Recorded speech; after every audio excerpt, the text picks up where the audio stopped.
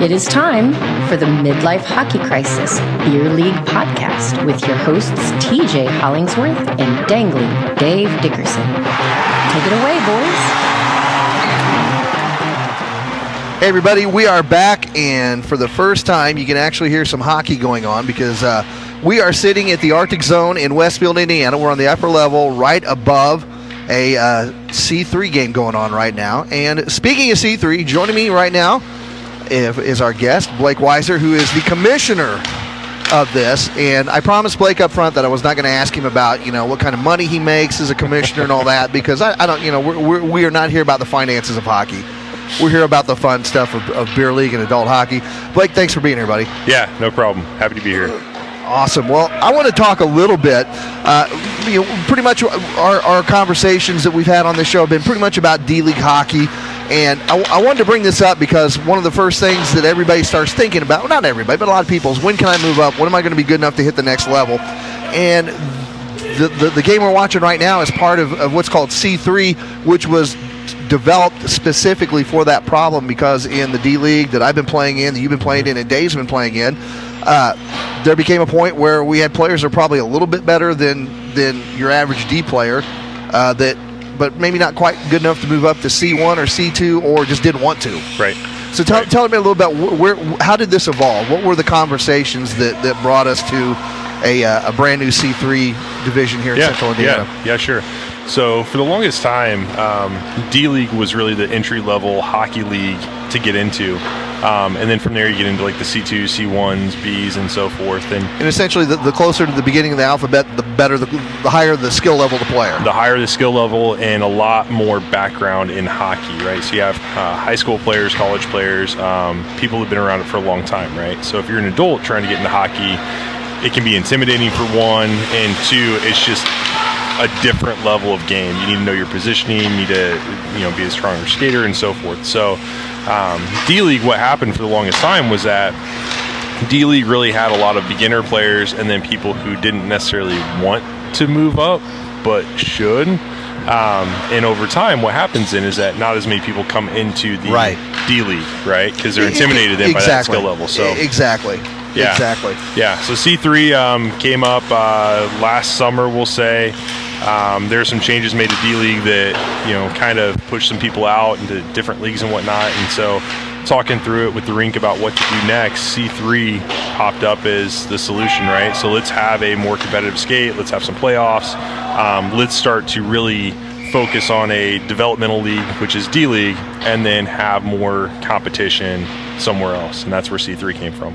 That's pretty cool. And for folks that understand, D-League, they're going to be different every place you go. Every city you go to, in every organization will do things a little different. However, around here, the D-League, in my understanding, I'm brand new to the sport. I've been in less than a year, but D-League at one time, I understand, did have a playoff system. Correct. And of course, most organizations put together some goofy-looking cup trophy, and that's what you win. Well, even before that, they had something called Buns, which I think was beginners.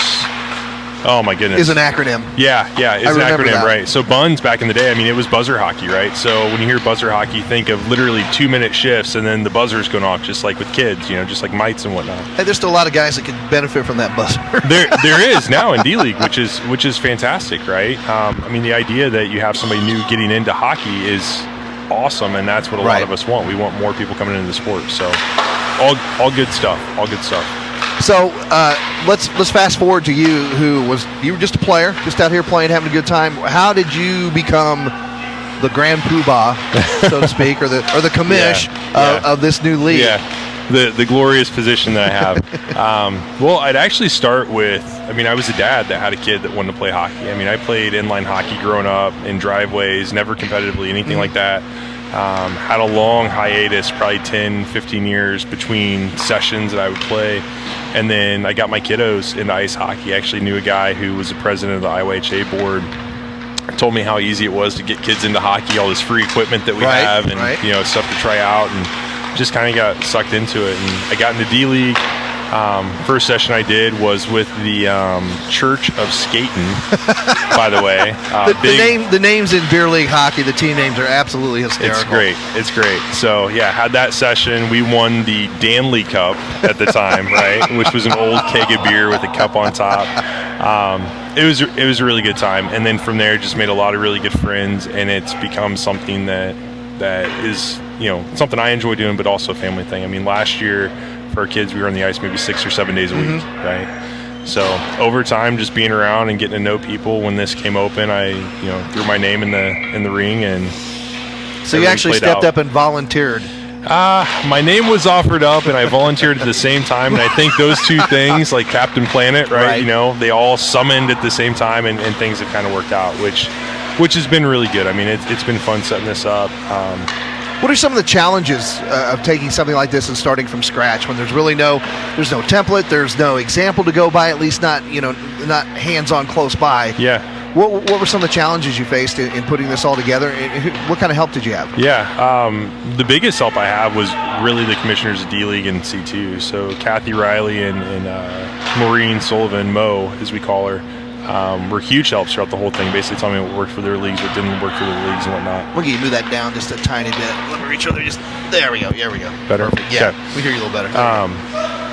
But yeah, I mean, the challenges are just figuring out the exact skill set that you want, right? It's a new league. People are going to want to play in it, and you've got to balance. You don't want a bunch of A-level guys, B-level guys coming in and playing in this, because when you start having playoffs and standings and stats, regardless of what people say, you're going to draw at a different level of competition, right? Right. And so focusing on the culture that you want and really the type of skill level and the type of dynamics you want in the league has been the biggest thing. I wouldn't say it's been a challenge. It's been the most top of mind in everything that we've done. So it's been a lot easier than what I thought. I mean, there's been a lot of good help. Peter at the rink has been awesome. There are a lot of people invested in actually making this work, which is something I don't think we get to see a lot of. You think, I play in D-League and I don't like this, I don't like that. I play in C2, I don't like this, I don't like that. But the reality is there are a lot of people behind the scenes that want to see hockey stay strong in Indianapolis and have something available for everybody. So it's been really good.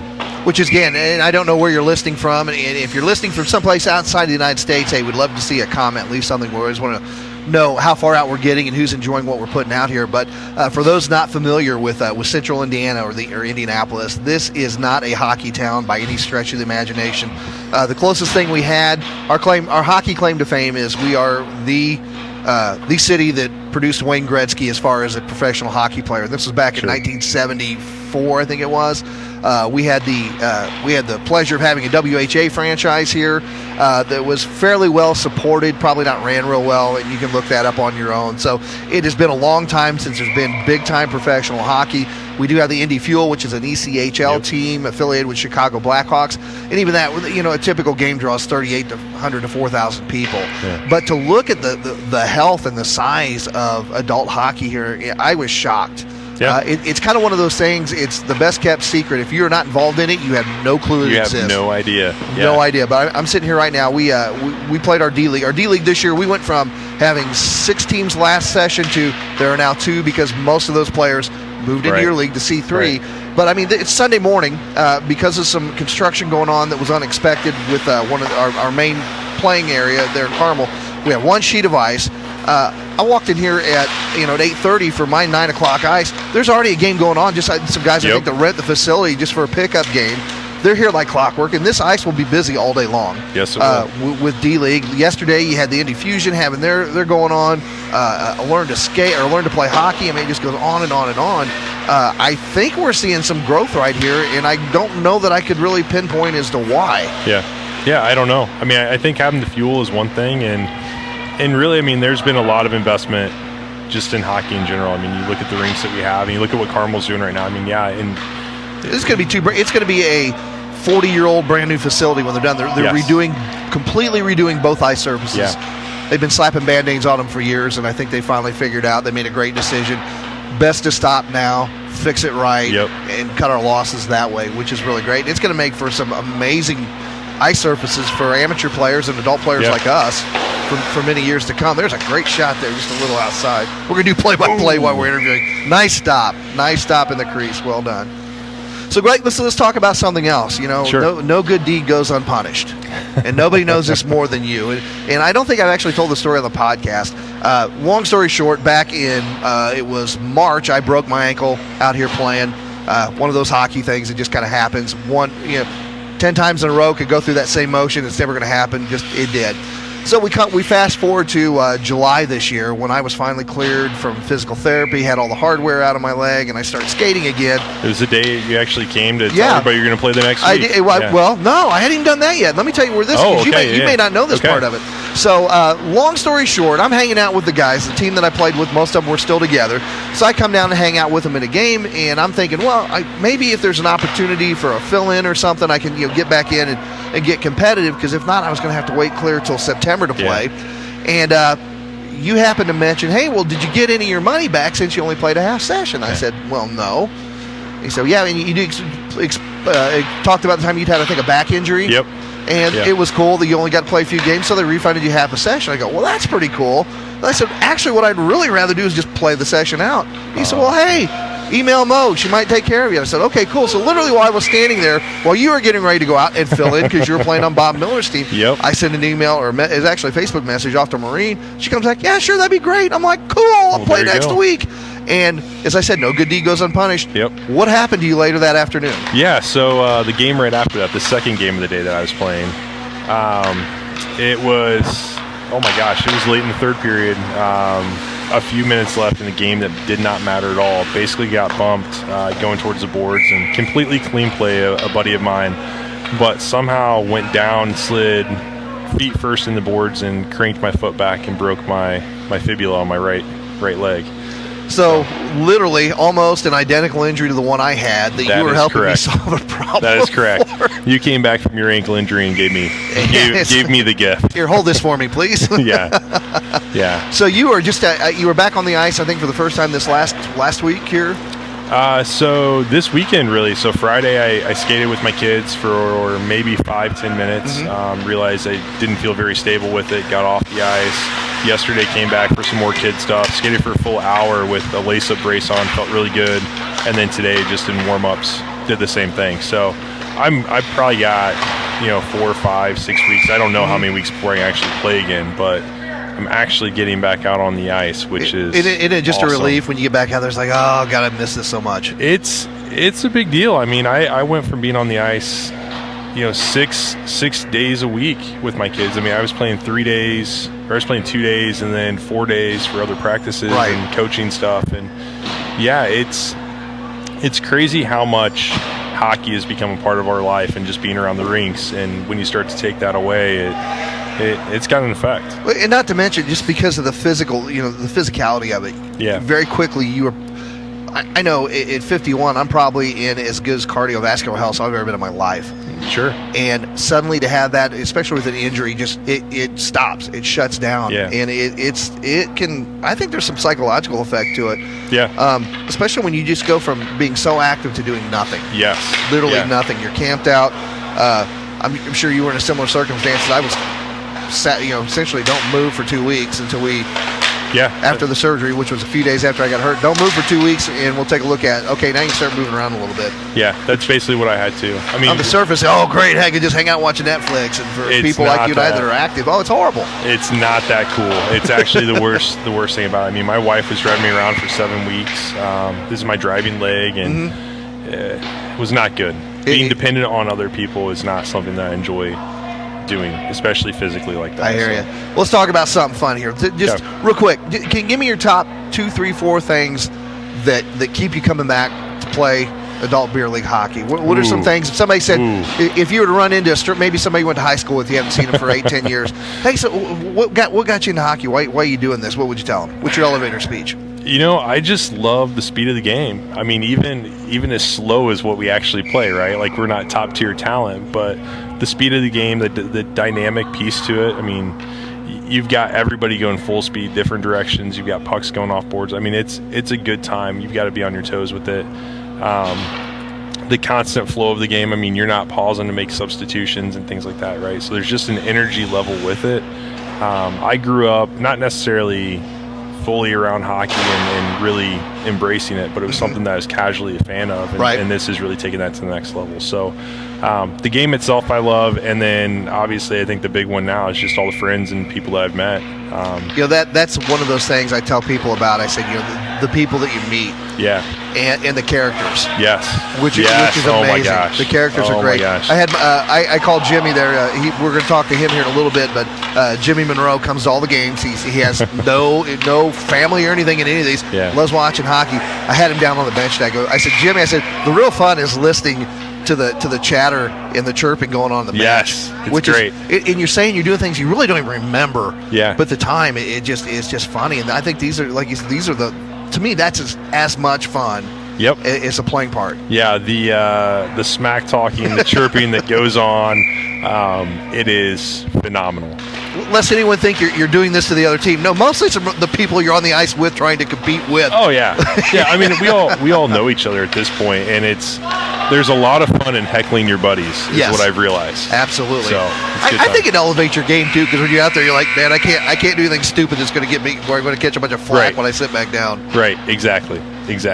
Well, excellent. Well, Blake, I appreciate you sitting down with us.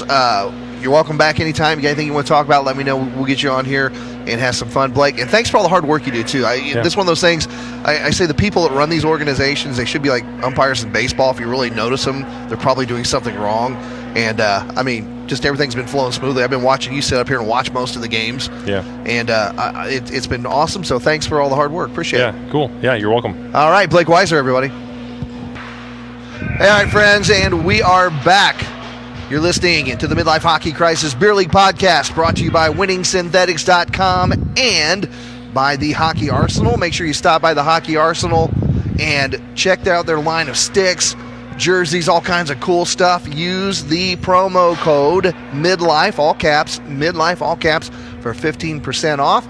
And also Winning Synthetics, drop by there. You need something for your automobile, for your Zamboni, any lubricant whatsoever, you're going to find it at winningsynthetics.com. Visit one of those two websites when you need something to have, and that's going to help keep this podcast delivering content. Joining me right now is a man I have dubbed the official booster club of whatever team I'm playing on, Jimmy Monroe. And the reason I do that is because Jim, and sometimes when the work schedule permits, his wife Susie come out to all of our games, and you have no family member whatsoever, no association other than a friendship with me, with anybody that plays hockey, but you still like to come watch a game. So, Jimmy, thank you, and welcome to the podcast. Thank you. Thanks for having me. Not a problem. I'm kind of wanted to talk a little bit just from a fan's perspective, I guess, for lack of a better term. I don't feel comfortable talking about myself having a fan, but you're a fan of hockey, so we'll go with that. I mean, Jimmy, you've been coming now, since I started playing back in February last year. What do you think about D-League hockey so far? Oh, it's awesome. I love the game of hockey anyway, so it just gives me a chance to come out and watch guys play. Anything in particular you've seen here that you find really entertaining as far as what the product is on the ice? Yeah, I mean, it's just, it's fun to watch some guys that, have never been pro league, but just go out there and have a good time, and it's just entertaining. It really is. I tell people, I say, the game, obviously, it's funny, Blake said something about you think they're skating real hard until you see how you're skating. And that is 100% true. I go back and watch some of the GoPro footage of our games, and you think you're just out there burning up the ice, and you really look like an old lady with a walker trying to cross the street. But it's not super fast game, but a lot of these games are really, really competitive. And I think that's one thing that this kind of hockey has, is just the competitiveness. You don't usually you don't see big blowouts where games are one-sided, especially here like in C3, which is kind of like the next step up for a lot of us D-League players. It's like today we played a 3-3 tie, which was fun, and this is probably the most balanced we've had, but it was a good hockey game. It was very entertaining. I mean, you don't see a lot. You're not going to see a lot of great stick handling and amazing skating, but if you like to see competition, it wasn't a bad product. Nope. And it gives you get a whole new perspective watching it from the bench from where I normally sit. So right. it gives you a whole new perspective. Yeah, we had Jim sit down on the bench today, which was kind of cool. The first time, and I tell people, I say, you don't know hockey if you can't sit close to the bench and hear it, because some of the best part of the games are just the conversations going on. Absolutely. With the players on the bench and with the yelling back and forth to the players on the ice. Anything in particular you heard that caught you as kind of funny? Just yelling at the referee that black team was offside. Yeah, I was trying to get an offside call as we were lining up for a face-off. Of course, hard to be offside when there's no play, when the puck's not in play. But Right. I did get Rocky to come over and go, "Whoa, what was that? Was that nothing, dude? It's all good." Looking for that competitive advantage. That gave me a reason to come get another sip of coffee. This is pretty cool. And one of the great things about where we play is in the D League, we start out with about 30 minutes of drills and instruction. And we are fortunate enough to have a former NHL player, former AHL player, played a lot of NHL minor league hockey. Rocky Trottier is our kind of the guy that kind of runs the show for us. So always cool when you got a guy that's got some NHL experience. Might have heard of his brother if you're a New York Islanders fan, Brian Trottier. He had some success in the league, and it's just kind of cool because if you go and look at pictures of them back when they're playing, they look pretty identical. I mean, they could almost pass for identical twins. So it's pretty cool. And Rocky's a great guy. Really likes helping out with just rec players, which is kind of cool. He's very into it. So what do you think? We got this C3 game going on. It's a 3-0. I would almost have to call this a blowout in the third period.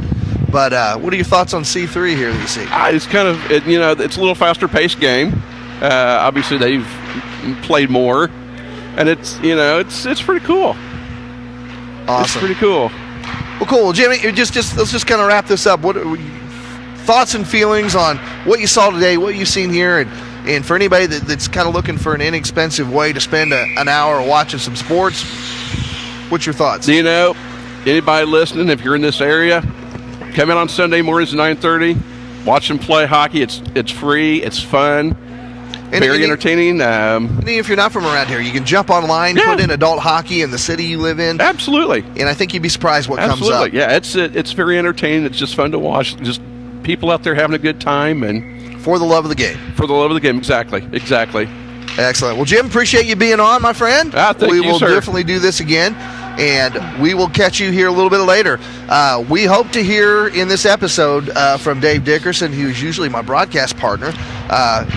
Not sure if this episode will air before or after one we recorded the other day, but we talked a little bit about the tournament that he's getting ready to play in. We're all on a tournament team, and I wasn't able to register for this particular one because I was still injured and didn't know what kind of condition I'd be in.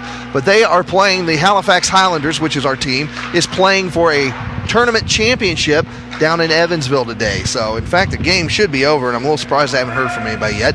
But once we do, we'll give you an update. So we're going to try and get Dave in on the phone, remote him in, so we can talk a little bit about that. If we can't do that, we'll definitely chat him up about it when we sit down and record again. Once again, you've been listening to the Midlife Hockey Crisis Beer League podcast, brought to you by WinningSynthetics.com and TheHockeyArsenal.com, where you can go online, check them out. You see something you like, get a 15% discount by using the promo code all caps midlife. All caps midlife. Thanks everybody for listening. Give us a 4-star review if you like what we had to say. Share it with some friends. If you didn't like it, hey, do me a favor, keep that to yourself. See you next period.